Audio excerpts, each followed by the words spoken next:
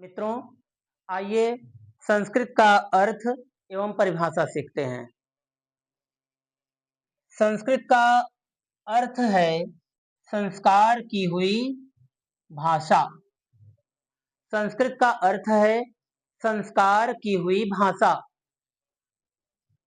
व्याकरण आदि दोषों से रहित भाषा को संस्कृत भाषा कहते हैं।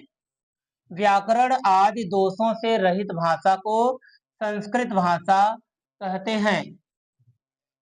भाषा शब्द भास धातु से बना है। भाषा शब्द भास धातु से बना है, जिसका अर्थ है स्पष्ट उच्चारण करना। जिसका अर्थ है स्पष्ट उच्चारण करना। अतः भाषा मनुष्य के उस व्यापार को कहते हैं जिससे मनुष्य शब्दों का उच्चारण करके अपना व्यवहार चलाता है। तो मित्रों, एक बार फिर से इसको देख लेते हैं। संस्कृत का अर्थ है संस्कार की हुई भाषा। व्याकरण आदि दोषों से रहित भाषा को संस्कृत भाषा कहते हैं। भाषा शब्द भास धातु से बना है, जिसका अर्थ है स्पष्ट उच्चारण करना।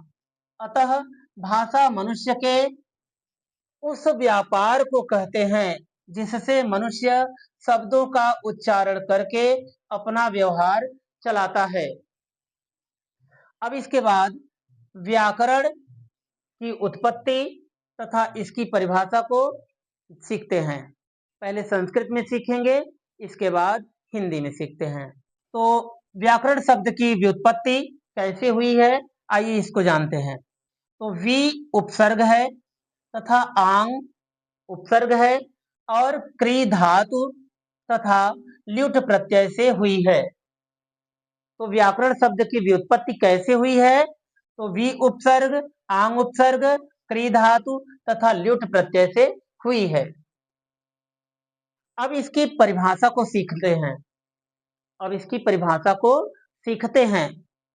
व्याक्रियन्ते शब्दाः अनेन असौ व्याकरणम्।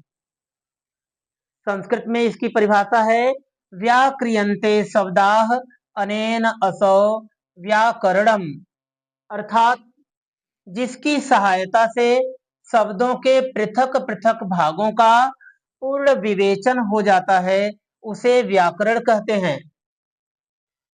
अतः व्याकरण वह माध्यम है जिसकी सहायता से हमें किसी भी भाषा का शुद्ध लिखना, पढ़ना तथा बोलना आ जाता है। एक बार फिर से इसकी परिभाषा को संस्कृत में तथा हिंदी में सीखते हैं। व्याक्रियन्ते शब्दाः अनेन असौ व्याकरणम्, अर्थात जिसकी सहायता से शब्दों के पृथक पृथक भागों का पूर्ण विवेचन हो जाता है, उसे व्याकरण कहते हैं। अतः व्याकरण वह माध्यम है जिसकी सहायता से हमें किसी भी भाषा का शुद्ध लिखना, पढ़ना तथा बोलना आ जाता है। मित्रों, इसके बाद हम सभी वर्ण का अर्थ को सीखते हैं। तो सबसे पहले इसके अर्थ को जानेंगे और फिर इसके बाद इसकी परिभाषा को सीखेंगे। तो वर्ण का अर्थ है अक्षर या ध्वनि।